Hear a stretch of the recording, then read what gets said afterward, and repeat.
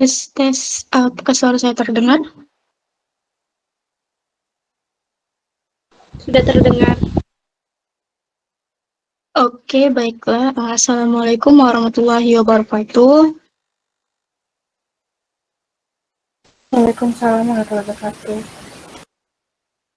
Nah, di sini kami dari kelompok 4 ingin mempresentasikan hasil kerja dari kelompok kami, yaitu tentang jenjang karir. Sebelum itu, perkenankanlah kami untuk memperkenalkan anggota dari kelompok kami. Yaitu yang pertama ada Budianto, yang kedua ada Dimas Aditya, yang ketiga itu ada saya sendiri, Fatiana Fauzia, terus ada Febrianti Andini, dan ada Wawa Mutiara. Nah, untuk mengefisiensikan waktu, langsung saja kita dengarkan penjelasan tentang perencanaan karir yang akan dijelaskan oleh Dimas.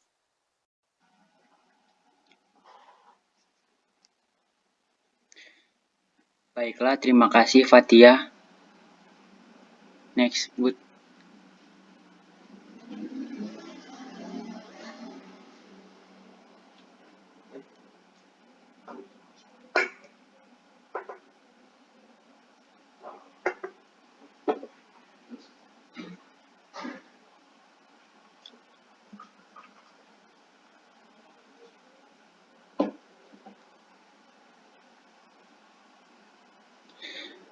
Nah, baiklah. Karir merupakan istilah teknis dalam administrasi personalia. Karir adalah semua pekerjaan atau jabatan yang dimiliki oleh atau dipegang selama kehidupan kerja seseorang. Perencanaan karir adalah suatu perencanaan tentang kemungkinan seorang karyawan suatu organisasi atau perusahaan sebagai individu meniti proses kenaikan pangkat atau jabatan sesuai dengan persyaratan dan kemampuannya.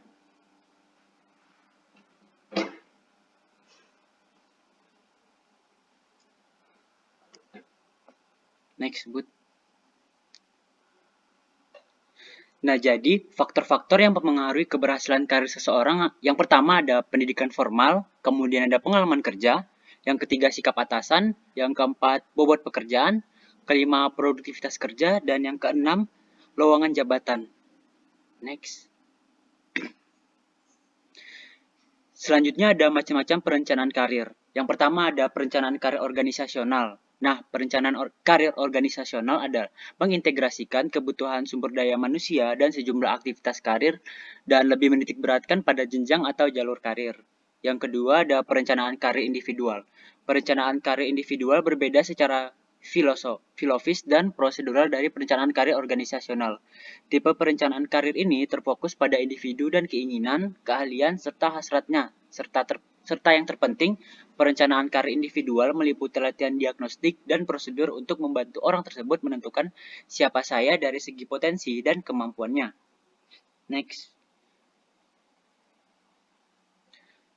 Selanjutnya, ruang lingkup perencanaan karir. Ruang lingkupnya dibagi menjadi dua. Yang pertama ada perencanaan jenjang, jabatan atau pangkat. Nah, jenjang itu adalah kedudukan yang menunjukkan tugas, tanggung jawab, wewenang, dan hak seseorang karyawan dalam suatu rangkaian susunan organisasi. Suatu perencanaan jenjang jabatan perlu memperhatikan faktor-faktor yaitu sifat tugas, beban tugas, dan tanggung jawab. Hal ini berarti semakin tinggi jabatan seseorang dalam suatu organisasi, semakin kompleks sifat tugasnya dan berat pula tanggung jawab yang dipikulnya. Dan yang kedua ada perencanaan tujuan organisasi. Suatu organisasi atau perusahaan mutlak harus mempunyai tujuan yang jelas. Perumusan tujuan harus didasarkan pada perencanaan matang, sebab dari tujuan organisasi inilah akan dapat ditentukan yang pertama besar kecilnya misi organisasi, yang kedua berat ringannya tugas pekerjaan, yang ketiga spesifikasi pekerjaan yang perlu dirumuskan, yang keempat jenis kelompok pekerjaan yang perlu disusun, dan yang kelima adalah kuantitas dan kualitas personel yang diperlukan. Next. Selanjutnya ada pokok-pokok penyusunan perencanaan karir. Yang pertama ada jabatan pokok dan jabatan penunjang. Jabatan pokok adalah bidang yang menangani operasional pendidikan dan pengajaran. Jabatan penunjang adalah jabatan yang fungsi dan tugasnya menunjang atau membantu tercapainya sasaran pokok organisasi. Kemudian ada pola jalur karir bertahap. Pola jalur karir bertahap adalah suatu pola yang menunjukkan urutan berjenjang dan bertahap dari jabatan-jabatan dalam struktur organisasi yang membentuk karir seseorang. Kemudian yang ketiga ada jabatan struktural. Jabatan struktural adalah jabatan karir, artinya jabatan yang diperuntukkan bagi mereka yang diarahkan ke jenjang yang paling tinggi dalam organisasi. Selanjutnya ada tenggang waktu. Tenggang waktu masa jabatan seseorang atau masa jabatan seseorang dalam suatu organisasi. Sebaiknya ditentukan secara tegas dan pasti, sebab hal tersebut memberikan efek psikologis positif terhadap pemangku jabatan yang bersangkutan. Baiklah, terima kasih, saya kembalikan ke moderator. Terima kasih Dimas atas pemaparan materinya. Selanjutnya itu materi manfaat perencanaan karir yang akan dijelaskan oleh Wawa. Baiklah, saya akan menjelaskan tentang manfaat perencanaan karir. Next, Bud. Nah, yang pertama yaitu mengembangkan karyawan yang dapat dipromosikan. Nah, ini berarti bahwa perencanaan karir dapat membantu mengembangkan suplai karyawan internal, terutama karyawan yang potensial. Yang kedua yaitu menurunkan perputaran karyawan. Nah, perhatian terhadap karakter individual dalam perencanaan karir yang telah ditetapkan akan dapat meningkatkan loyalitas pada organisasi tempat mereka bekerja. Yang ketiga yaitu mengungkap potensi karyawan. Adanya perencanaan karir yang jelas akan mendorong para karyawan secara individual maupun kelompok menggali kemampuan potensial masing-masing untuk mencapai sasaran-sasaran karir yang diinginkan. Yang keempat yaitu mendorong pertumbuhan. Perencanaan karir yang baik akan dapat mendorong semangat kerja karyawan untuk tumbuh dan berkembang. Dengan demikian, motivasi kerja para karyawan dapat dipelihara. Yang kelima yaitu mengurangi penimbunan. Ini berarti perencanaan karir akan dapat mengangkat kembali para karyawan yang tidak berkualifikasi untuk maju sehingga tidak tertimbun tanpa harapan. Yang keenam yaitu memuaskan kebutuhan karyawan. Dengan adanya perencanaan karir berarti adanya penghargaan terhadap individu karyawan, yang berarti pula adanya pengakuan dan penghargaan terhadap prestasi individu karyawan. Yang terakhir yaitu membantu pelaksanaan rencana-rencana kegiatan yang telah disetujui. Perencanaan karir dapat membantu para karyawan agar siap untuk menduduki jabatan-jabatan yang lebih penting. Persiapan akan membantu pencapaian rencana-rencana kegiatan yang telah ditetapkan. Selanjutnya yaitu pengertian pengembangan karir.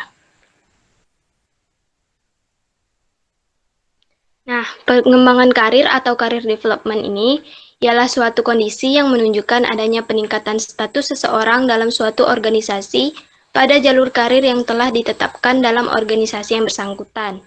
Nah, ini dibagi menjadi 3. Yang pertama yaitu karir awal.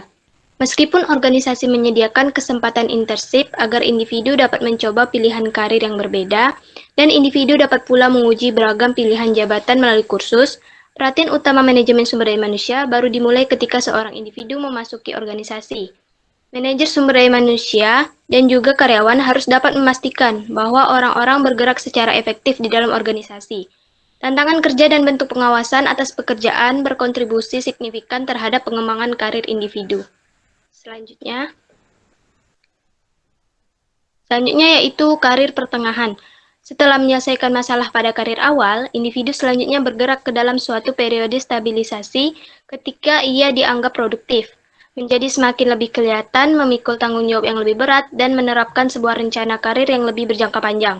Tahap karir pertengahan atau middle career ini kerap kali pula meliputi pengalaman baru, seperti penugasan khusus, transfer dan promosi yang lebih tinggi, tawaran dari organisasi lain, kesempatan visibilitas untuk jenjang organisasi yang lebih tinggi, dan pembentukan nilai seseorang bagi organisasi. Selanjutnya, yang terakhir yaitu karir akhir. Dalam tahap ini, individu mesti menjernihkan dirinya. Pada akhirnya, individu mulai melepaskan diri dari belitan tugas-tugasnya dan bersiap-siap untuk pensiun. Pemberian pelatihan kepada penerus, pengurangan beban kerja, atau pendelegasian tugas-tugas utama periode karir akhir atau late career adalah agar tetap produktif dan menyiapkan diri untuk pensiun. Selama karir akhir, sebagian besar karyawan harus mengatasi keusangan setelah pertengahan karir atau masa stabil, serta bisa usia negatif di pekerjaan. Selanjutnya saya kembalikan ke moderator. Baik, terima kasih Wawa. Nah, selanjutnya itu materi pengembangan karir secara individual dan organisasional yang akan dijelaskan oleh Budianto. Oke, baik, terima kasih moderator. Di sini saya akan menjelaskan mengenai pengembangan karir secara individual dan organisasional. Yang pertama itu pengembangan karir secara individual. Di sini titik awal pengembangan karir dimulai dari diri karyawan. Kegiatan pengembangan karir secara individual dapat dilakukan dalam beberapa hal sebagai berikut. Yang pertama itu presentasi kerja. Yang pertama itu prestasi kerja. Di dalam kegiatan ini yang paling penting adalah prestasi kerja yang baik karena mendasari semua kegiatan pengembangan karir dan kemajuan karir yang sangat tergantung pada prestasi kerja. Yang kedua adalah exposure. Kemajuan karir juga ditentukan oleh exposure yang berarti menjadi dikenal oleh orang-orang yang membutuhkan promosi, transfer, dan kesempatan karir. Tanpa exposure, karyawan yang berprestasi baik mungkin tidak memperoleh kesempatan untuk mencapai sasaran karirnya. Yang ketiga itu permintaan berhenti. Dalam hal ini merupakan suatu cara untuk mencapai sasaran karir bila ada kesempatan karir di tempat lain. Dengan permintaan berhenti, yang bersangkutan dapat berpindah tempat kerja.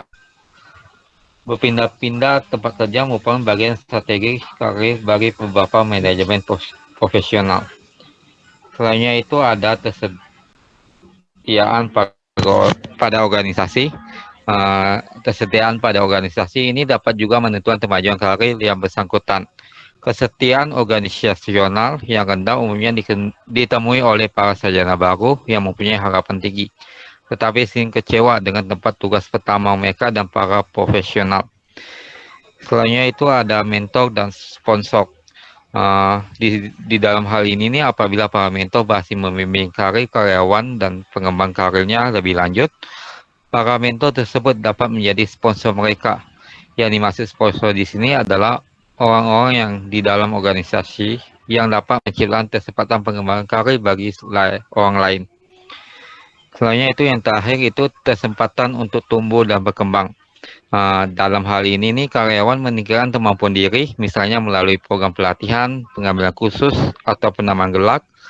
Hal ini berguna untuk Departemen Personalia dan Pengembangan Sumber Daya Manusia internal maupun bagi pencapaian karir karyawan. Selainnya itu ada pengembangan karir secara organisasional. Di sini dalam hal ini pengembangan karir seharusnya tidak tergantung pada usaha individu karena biasanya tidak sesuai dengan kepentingan organisasi atau perusahaan. Agar bisa seimbang dengan kepentingan perusahaan, maka pihak perusahaan yang berwenang untuk hal tersebut adalah Departemen Personalia yang bertugas mengatur pengembangan karir. Di dalam pengembangan karir terdapat 3 hal yang harus diperhatikan, yaitu sebagai berikut. Yang pertama itu aktivitas-aktivitas yang dapat mendukung pengembangan karir, yaitu poin pertama itu dukungan manajemen. Dukungan manajemen ini berguna untuk mendorong pengembangan karir bagi karyawan. Komitmen oleh manajemen puncak adalah hal yang krusial untuk mendapatkan dukungan dari yang lainnya. Poin yang kedua itu umpan balik. Dengan adanya umpan balik, upaya pengembangan karir karyawan akan memudahkan karyawan dalam melakukan persiapan waktu yang dibutuhkan untuk mencapai sasaran-sasaran karirnya. Umpan balik memiliki 3 tujuan, yaitu yang pertama, itu untuk menjamin para karyawan yang tidak dipromosikan bahwa mereka masih bernilai dan dipertimbangkan untuk promosi-promosi selanjutnya jika mereka memenuhi kualifikasi. Yang kedua itu menjelaskan mengapa mereka tidak terpilih. Yang ketiga itu untuk menunjukkan apa kegiatan-kegiatan pengembangan karir yang harus diambil. Poin yang ketiga itu adalah kelompok kerja kohesif atau kohesif kelompok kerja. Dalam hal ini nih, para karyawan harus merasa bahwa organisasi yang mereka tepati adalah lingkungan yang memuaskan. Jika karyawan tersebut merasa bahwa sebagai bagian kelompok kerja yang kohesif, usaha-usaha pengembangan karir mereka akan lebih ke arah menuju peningkatan kesempatan karir dalam organisasi. Selanjutnya itu yang kedua itu program perencanaan karir untuk mencapai tujuan perusahaan, yaitu yang pertama itu pengembangan tenaga berbakat yang tersedia lebih efektif.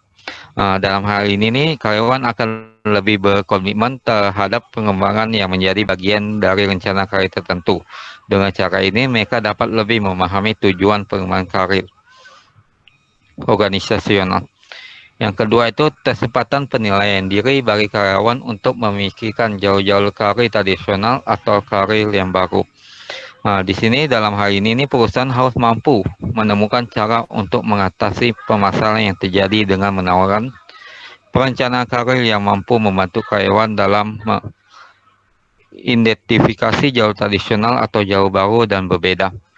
Selanjutnya yang ketiga itu pengembangan sumber daya manusia yang lebih efektif di dalam dan di antara divisi dan atau lokasi geografis. Di sini dalam hal ini perusahaan harus mengembangkan sumber daya manusia yang lebih efisien dalam mengembangkan jalur karir lintas divisi dan lokasi geografis. Selanjutnya itu peningkatan loyalitas dan motivasi karyawan.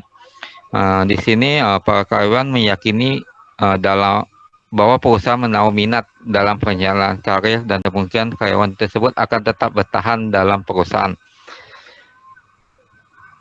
Selanjutnya itu metode penentuan kebutuhan pelatihan dan pengembangan. Dalam hal ini perusahaan harus menyediakan pelatihan dan pengembangan bagi para karyawannya. Selanjutnya itu yang ketiga itu aktivitas perencanaan karir yang harus berfokus pada yang pertama membantu perencanaan karir individu, yang kedua menyediakan nasihat untuk membantu individu agar lebih efektif berpindah di dalam organisasi, dan yang ketiga itu membentuk urutan pekerjaan atau jalur karir bagi karyawan. Oke, sekian dari saya kembalikan ke moderator. Baik, terima kasih Budi. Materi selanjutnya yaitu tujuan pengembangan karir dan analisis karir yang sukses yang akan dijelaskan oleh saya sendiri. Next, Budi. Nah, pengembangan karir itu pada dasarnya bertujuan untuk memperbaiki dan meningkatkan efektivitas pelaksanaan pekerjaan para pekerja agar semakin mampu memberikan kontribusi terbaik dalam mewujudkan tujuan organisasi. Nah, dalam pengembangan karir ini dapat memberikan manfaat, yaitu yang pertama, meningkatkan kemampuan karyawan, dan yang kedua yaitu meningkatkan suplai karyawan yang berkemampuan. Next. Nah, pengembangan karir itu sebagai kegiatan manajemen sumber daya manusia yang merupakan realisasi hubungan antara individu sebagai pekerja dengan organisasinya.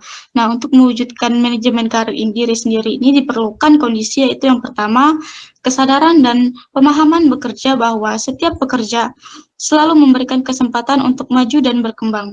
Yang kedua itu, setiap pekerja itu harus memahami tanggung jawab pengembangan karir yang merupakan tanggung jawab individu, sehingga setiap individu harus melakukan manajemen karir dari diri sendiri. Nah, yang ketiga yaitu, setiap pekerja itu perlu menyadari dan memahami bahwa tidak mudah bagi organisasi untuk menyediakan karir berupa jabatan. Next. Nah, pengembangan karir tradisional itu merupakan kenaikan karir secara vertikal dari suatu jenjang pekerjaan ke jenjang berikutnya. Jadi seseorang itu diharapkan dapat mendalami suatu pekerjaan tertentu, kemudian dapat menduduki jabatan manajer. Nah, dalam pengembangan karir tradisional juga terdapat beberapa tanggung jawab, yaitu yang pertama, perencanaan pengembangan karir disusun dan ditetapkan oleh organisasi secara sepihak. Yang kedua yaitu pelaksanaan pengembangan karir bergantung sepenuhnya pada organisasi. Yang ketiga yaitu kontrol hasil pengembangan karir dilakukan secara ketat oleh organisasi. Dan yang keempat itu pengembangan karir diartikan sebagai kegiatan promosi ke jenjang jabatan yang lebih tinggi. Nah, pengembangan karir ini juga dapat dilakukan dengan pendekatan baru yang diartikan sebagai berikut. Yang pertama itu, pengembangan karir itu bukan hanya sekedar promosi untuk mendapatkan jabatan yang lebih tinggi. Nah, yang kedua itu, sukses karir itu berarti seorang pekerja itu mengalami kemajuan dalam bekerja berupa perasaan puas dalam satu jabatan yang dipercayakan organisasi karena dapat dilaksanakan secara efektif dan produktif. Yang ketiga yaitu sukses dalam pengembangan karir berarti mengalami kemajuan dalam bekerja sehingga menjadi lebih berprestasi sebagai pekerja yang kompetitif. Dan yang keempat yaitu para pekerja harus menyadari bahwa memperoleh dalam bekerja merupakan tanggung jawab diri sendiri. Next.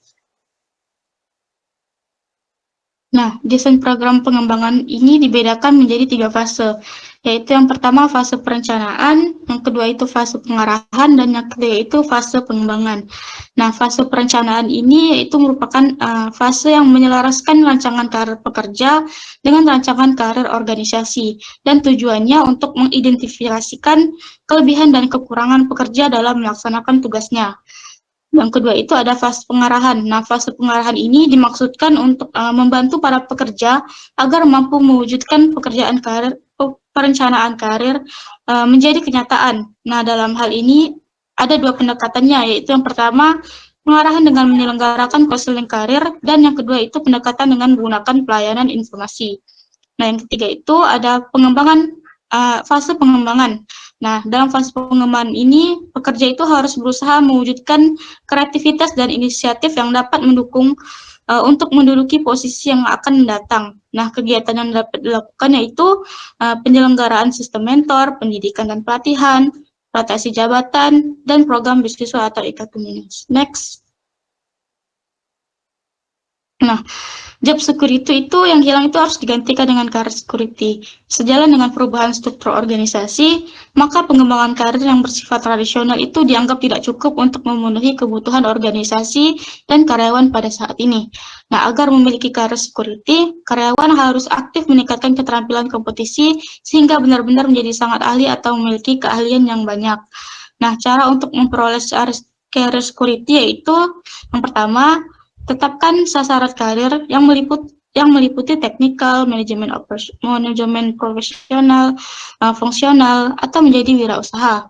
Nah, yang kedua yaitu carilah seorang mentor yang mengetahui kekuatan dan kelemahan. Yang ketiga, jangan membatasi karir hanya dalam satu bidang saja, karena hal itu akan mengurangi fleksibilitas ruang gerak. Yang ketiga yaitu berkontribusi jika dipilih menjadi anggota suatu proyek kerja karena akan memperluas kompetensi lintas fungsi dan meningkatkan kinerja kelompok. Yang kelima yaitu tingkatkan jenjang kerja, nah baik dimanapun, baik di luar maupun di dalam tempat bekerja. Yang keenam yaitu tingkatkan keterampilan hubungan antar manusia seperti komunikasi, kepemimpinan, motivasi, negosiasi, dan sebagainya. Nah, yang ketujuh itu memperbarui keterampilan teknikal termasuk pengetahuan dalam bidang teknologi informasi. Dan yang keenam yaitu jangan mudah berpuas diri, tetapi selalu berinisiatif untuk mencoba cara kerja yang lebih baik. Dan yang kesembilannya itu berpegang teguh pada etika yang berjalan. Next. Nah, di samping perusahaan itu harus memiliki perencanaan dan pengembangan karir yang efektif, maka ada beberapa hal yang harus dilakukan karyawan, yaitu yang pertama, selalu melakukan evaluasi diri khususnya yang menyangkut faktor-faktor intrinsik personal yang memengaruhi kinerja.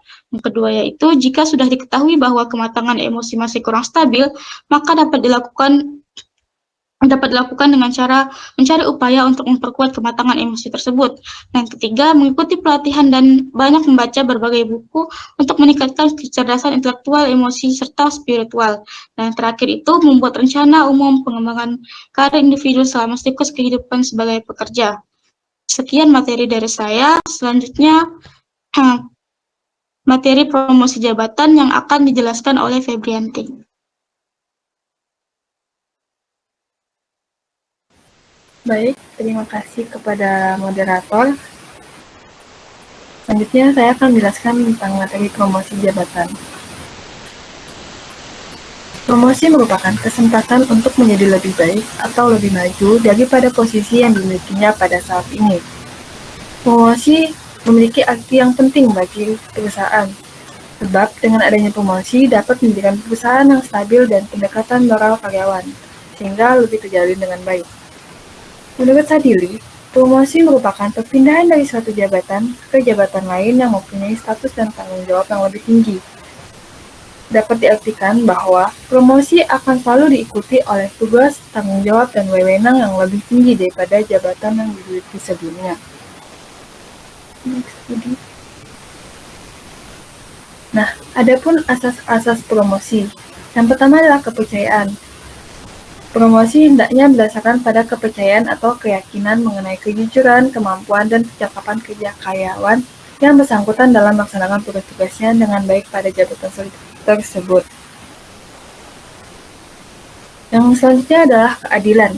Promosi hendaknya berasaskan pada keadilan mengenai penilaian, kejujuran, kemampuan, dan kecakapan terhadap semua karyawan. Penilaian harus secara jujur dan objektif, jangan pilih kasih. Karyawan yang mempunyai peringkat terbaik hendaknya mendapatkan kesempatan untuk dipromosikan tanpa melihat dari suku, golongan, dan keturunan. Yang selanjutnya adalah formasi.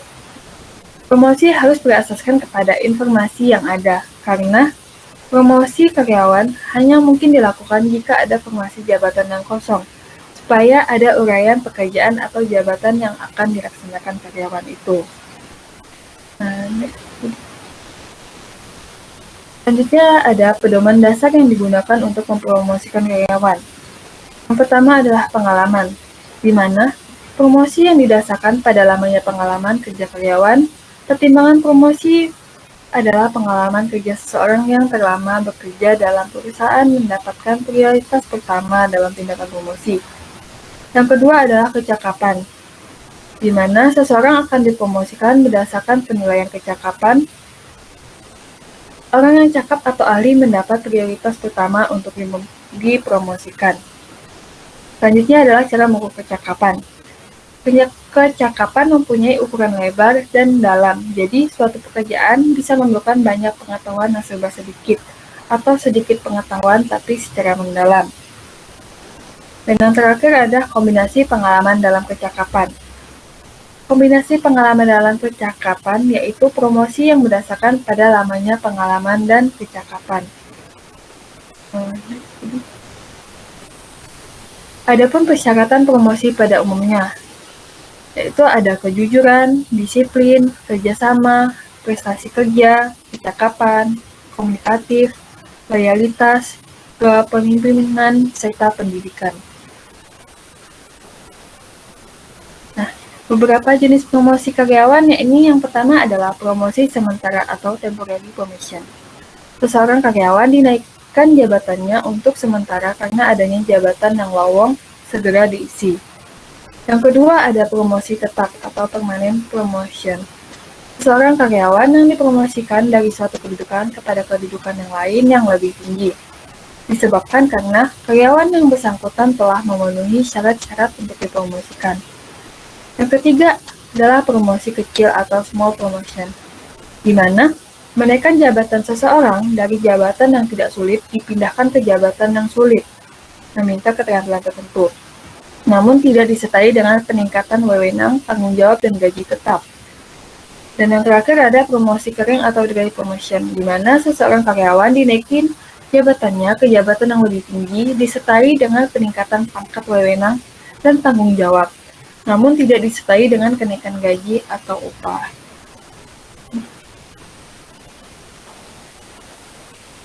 Selanjutnya adalah tujuan dan manfaat promosi jabatan. Yang pertama yaitu meningkatkan semangat kerja. Perusahaan mempromosikan karyawan secara objektif dan terprogram.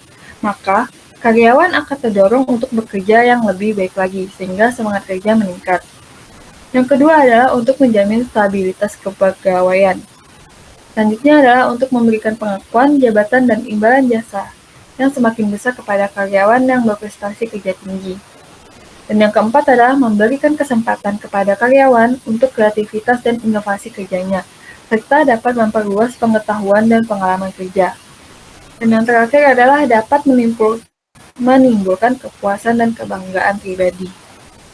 Nah, sekian dari saya kembalikan kepada moderator. Baik, terima kasih Febri. Nah, dari penjelasan tersebut, apakah ada yang kurang jelas? Nah, jika ada yang kurang jelas atau ada yang ingin ditanyakan, dipersilakan untuk open mic.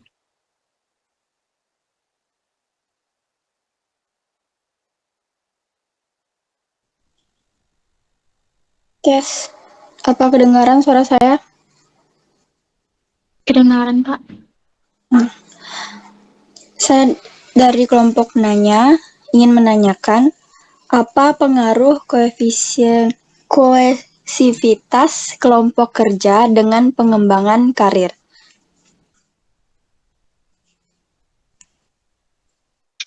Baik, Kak. Pertanyaannya dapat saya terima. Ini saya tampung dulu. Apakah yang lainnya ada yang ingin bertanya? Izin bertanya, perkenalkan nama saya Apriana Nurhikmah Fadila. Pertanyaannya yaitu, apa alasan diperlukannya perencanaan karir bagi karyawan? Terima kasih.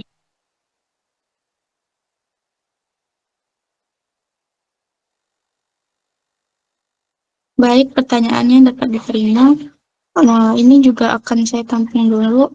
Apakah yang lainnya ada yang ingin bertanya?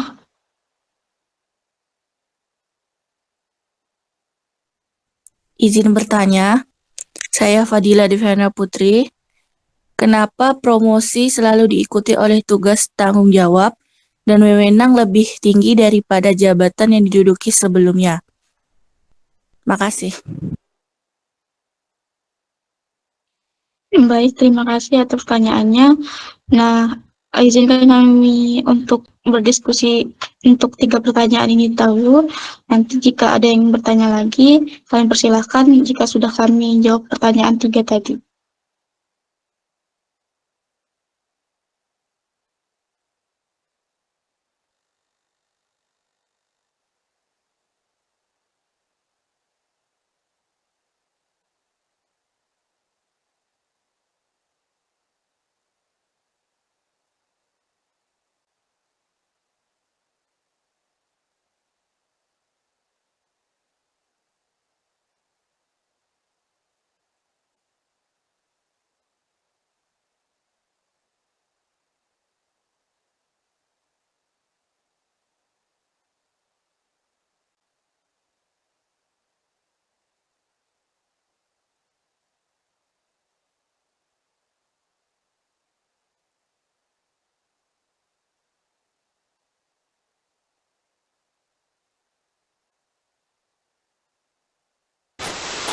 Baiklah, saya akan menjawab pertanyaan dari saudara Fadila, yaitu kenapa promosi selalu diikuti oleh tugas, tanggung jawab, dan wewenang yang lebih tinggi daripada jabatan yang diduduki sebelumnya. Karena dalam hal ini dapat diketahui sebelumnya bahwa promosi merupakan perpindahan dari suatu jabatan ke jabatan lain yang mempunyai status dan tanggung jawab yang lebih tinggi. Berarti kompensasi yang didapatkan akan menjadi lebih tinggi dibandingkan dengan jabatan lama. Dan itu, ketika orang tersebut mendapatkan promosi, artinya orang tersebut memperoleh status yang lebih tinggi. Misalnya, dari karyawan biasa naik menjadi manajer, di mana tugasnya lebih banyak dan mempunyai bawahan. Dan pekerjaan bawahannya akan menjadi tanggung jawabnya juga. Nah, sekian dari saya, apakah dapat diterima?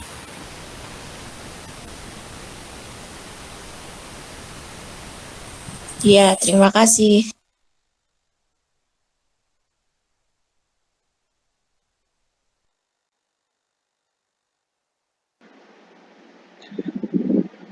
Baik, izin menjawab pertanyaan dari Apriana. Apa alasan karyawan perlu perencanaan karir? Nah, jadi memiliki perencanaan karir yang realistis merupakan bagian penting dari pertumbuhan karir serta perkembangan karyawan. Dengan merencanakan masa depan dan menetapkan batas waktu tertentu untuk mencapai hal-hal yang ingin dicapai, karyawan juga akan menemukan bahwa rencana karir adalah cara yang efektif untuk memastikan diri tidak pernah kehilangan motivasi di sepanjang perjalanan. Rencana karirmu merupakan peluang untuk memaksimalkan potensi sejati yang ada pada dirimu. Nah, perencanaan karir juga diperlukan karena memiliki manfaat mengembangkan karyawan yang dapat dipromosikan, menurunkan perputaran karyawan, mengungkap potensi karyawan, serta mendorong pertumbuhan karyawan. Apakah dapat diterima jawabannya? Baik, terima kasih Dimas.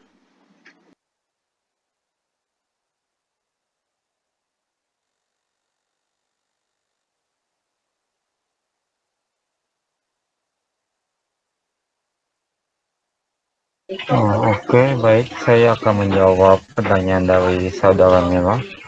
Pertanyaannya itu, apa pengaruh kohesivitas kelompok kerja dengan pengembangan karir?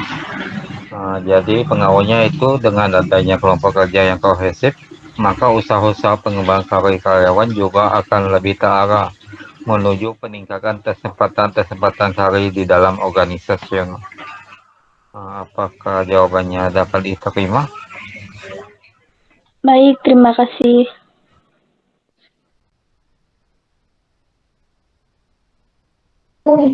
Karena 3 pertanyaan tadi sudah dijawab, apakah yang lainnya juga ada yang ingin bertanya? Izin bertanya, Perkenalkan, nama saya Anggita Dwi Pratiwi. Pertanyaannya, adakah faktor yang berpengaruh pada pengembangan karir? Jika ada, tolong sebutkan. Terima kasih. Baik, terima kasih atas pertanyaannya. Sudah dapat kami pahami. Dan izinkan kami untuk menampung dulu pertanyaannya, dan apakah yang lainnya juga ada yang ingin bertanya? Izin bertanya, perkenalkan nama saya Vanessa. Di sini saya ingin bertanya, adakah langkah-langkah yang dapat dilakukan untuk manajemen diri sendiri sebagai perwujudan tanggung jawab dalam pengembangan karir setiap pegawai? Terima kasih.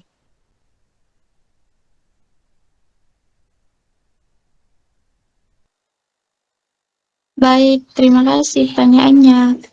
Apakah ada lagi yang ingin bertanya? Saya Puput Arta Ramadini ingin bertanya, kenapa pada umumnya sarjana baru dan para profesional memiliki kesetiaan organisasi yang rendah? Terima kasih.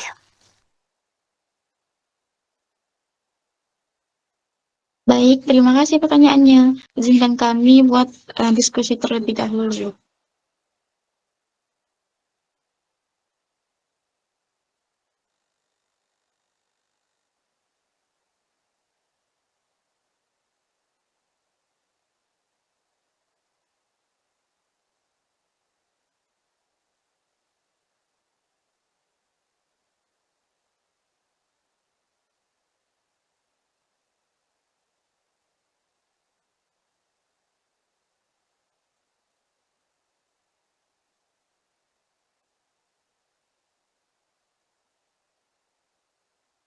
Baiklah, saya izin menjawab pertanyaan dari Anggi.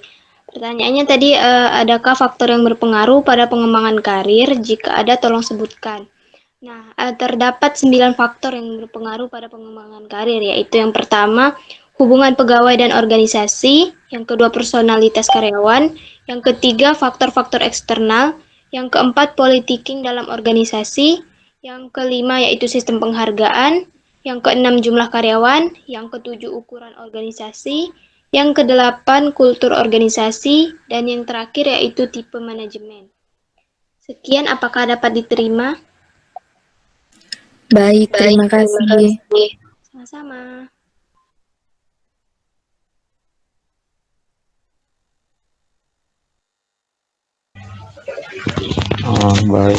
Baik, saya akan menjawab pertanyaan dari saudara Puput.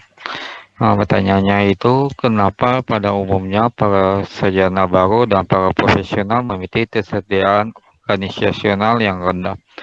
Di sini karena para sarjana baru dan para profesional selalu mempunyai harapan yang tinggi, sehingga jika organisasi tersebut tidak sesuai dengan harapan mereka, maka para sarjana baru dan para profesional akan memilih tempat kerja baru. Oke, sekian dari saya. Apakah dapat diterima? Baik, terima kasih.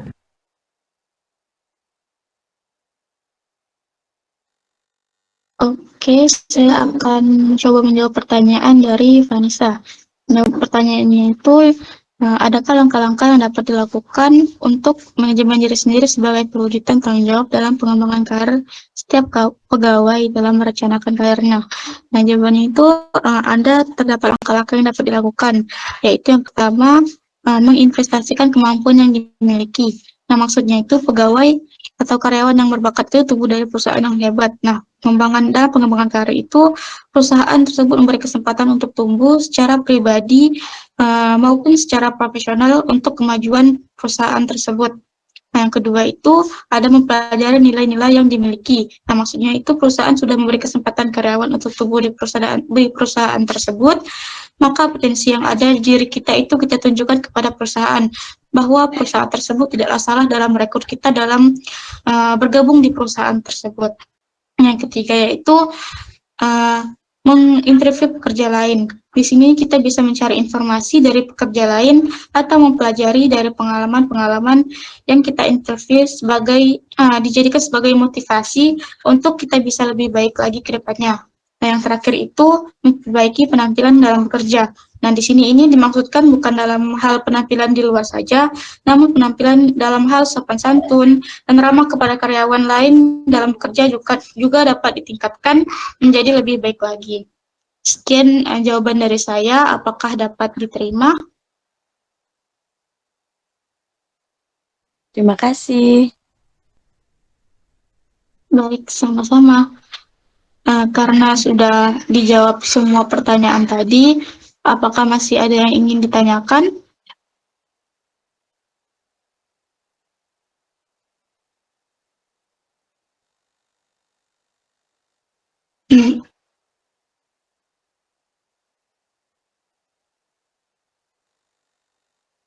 Jika tidak, maka kami akan tutup presentasi ini. Terima kasih kepada kelompok penanya karena sudah berkontribusi pada presentasi kali ini. Terima kasih juga kepada Ibu Sari karena sudah memberikan kesempatan kami untuk presentasi. Sebelumnya saya ingin minta maaf jika terdapat kesalahan kata maupun perbuatan. Saya ucapkan terima kasih. Wassalamualaikum warahmatullahi wabarakatuh. Waalaikumsalam warahmatullahi wabarakatuh.